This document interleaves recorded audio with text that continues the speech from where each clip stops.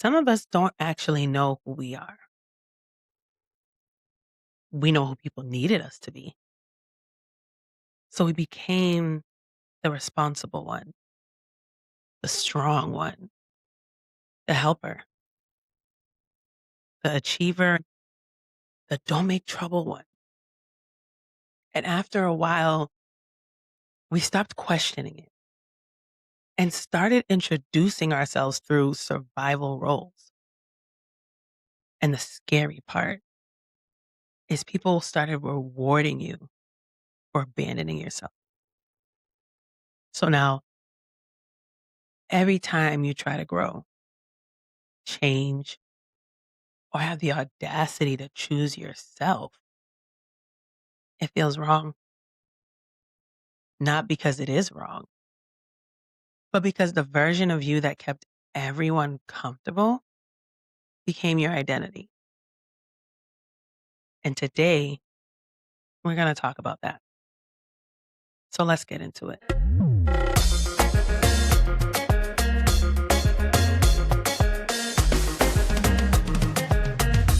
Welcome back to Shou Talks.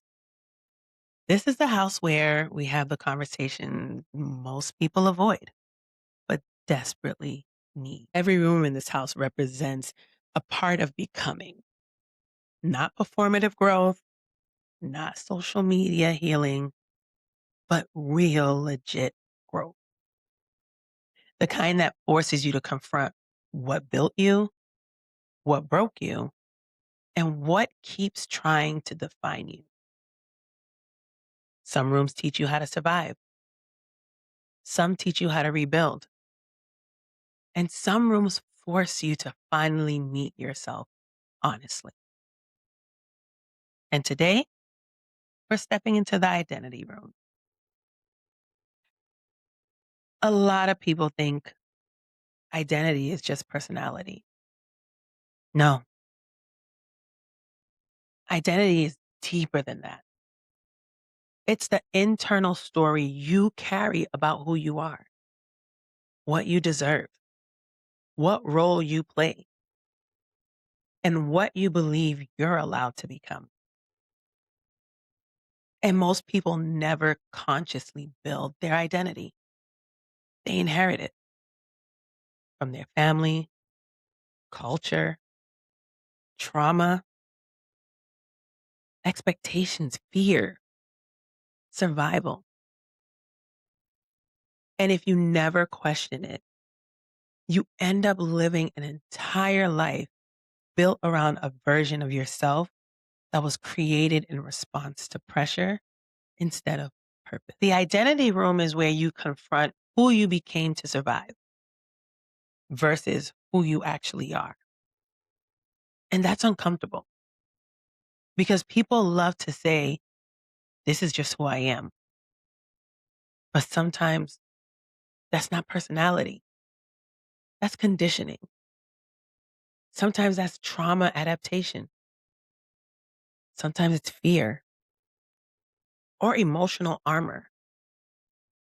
And if we're being real, a lot of us built identities around being useful, not fulfilled, useful. If people needed us, we mattered. If we performed well, we mattered. If we carried everybody else, we mattered. So now when life slows down, or relationships shift, or success changes, we panic. Because without the role, we don't know who we are. And that's why this room matters. Because if you don't define yourself intentionally, life will define you reactively. I remember hitting a point in my life where I realized almost every version of me existed for somebody else. The dependable version, the productive version, the strong version, the fun version. And people praised that version of me constantly. But privately, I was exhausted.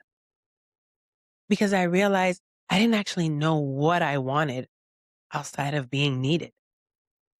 And that realization hit hard because when your identity is built around performance, rest feels lazy. When your identity is built around caretaking, boundaries feel selfish.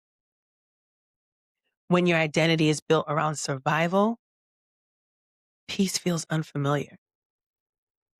And I had to start asking myself difficult questions like, who am I when I'm not helping? Who am I when I'm not producing? Who am I when nobody needs me today?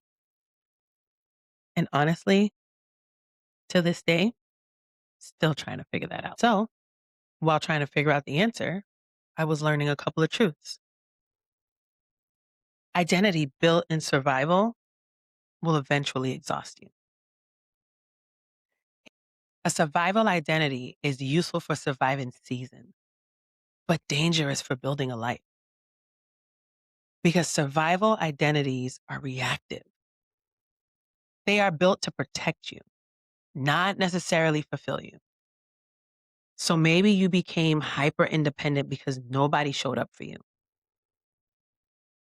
Maybe you became emotionally closed off because vulnerability wasn't safe. Maybe you became the overachiever because praise was the only love language you received. Mm. And while those identities helped you survive, they can quietly start to suffocate you later. Because eventually survival patterns become life patterns. And then one day you realize, I don't even know if this is me anymore. Second truth, people will resist the new you if the old you benefited them. This one right here, this is where people get stuck because growth changes relationship dynamics. And people who benefited from your lack of boundaries, your overfunctioning, your silence, your constant availability may not celebrate your evolution. They may call you different. They may say you changed. And honestly, you probably did, but you're supposed to. Growth requires identity shifts. You can't become a healthier version of yourself while protecting every relationship dynamic built around your unhealthy patterns. That's impossible.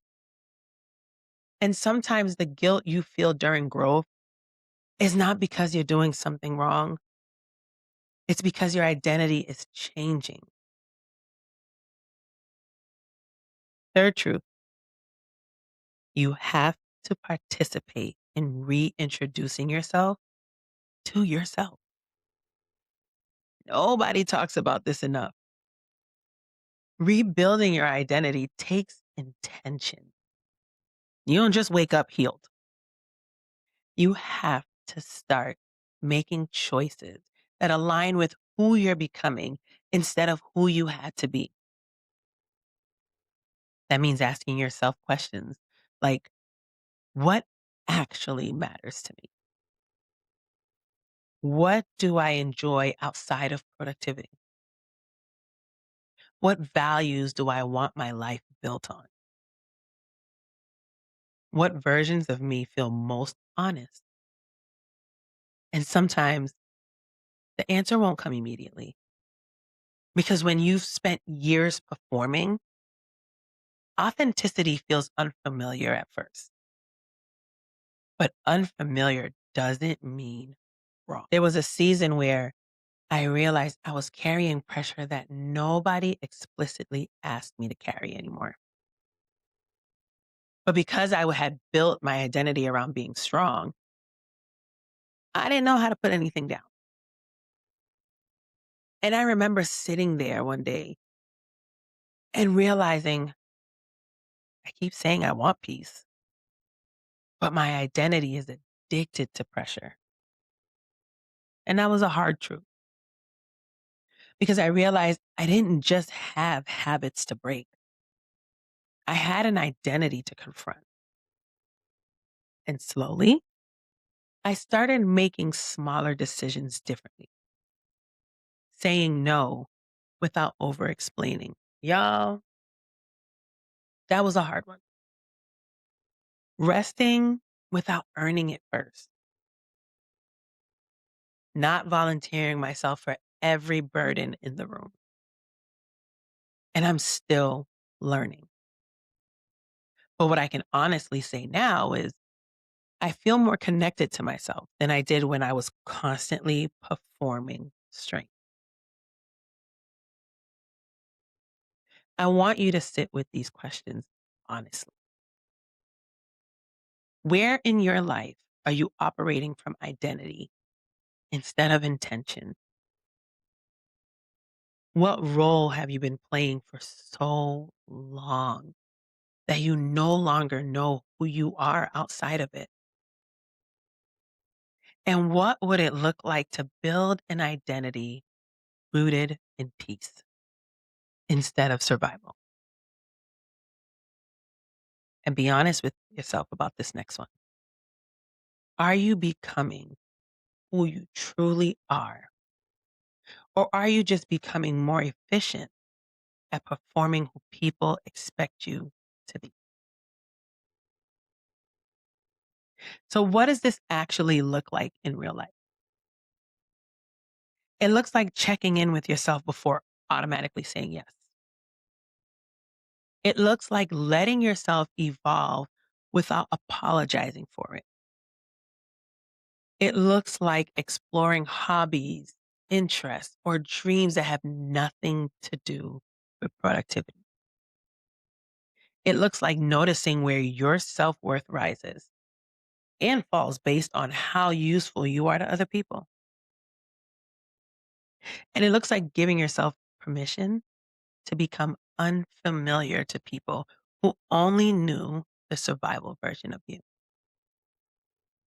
Because identity work is not just internal, it changes your behavior, your relationships, your standards, your boundaries. And yes, guys, it can feel lonely at times. But pretending to be someone you've outgrown is lonely too. The identity room is not about becoming somebody fake. It's about finally stripping away everything that was never truly you. The pressure, the masks, the performance, the inherited roles, and learning how to stand in your own life honestly. Not perfectly, but honestly. Because the goal is not to become unrecognizable. The goal is to become real. So if you've been feeling disconnected lately, confused, emotionally tired, maybe your spirit is not breaking. Maybe your identity is shifting. That's the beginning of something healthier than the version of you that only knew how to survive. Thank you for stepping into the identity room with me. New episodes of Shou Talk drop every Wednesday on YouTube and all podcast platforms. If this episode spoke to you, share it with somebody who's trying to rediscover themselves too. And I'd love to hear from you. What part of your identity are you currently questioning, healing, or even rebuilding? Make sure you subscribe, follow, leave a comment, and join us as we continue to build this house, room by room. Until next time, protect your peace, honor your growth, and keep building your house. I'll see you in the next room.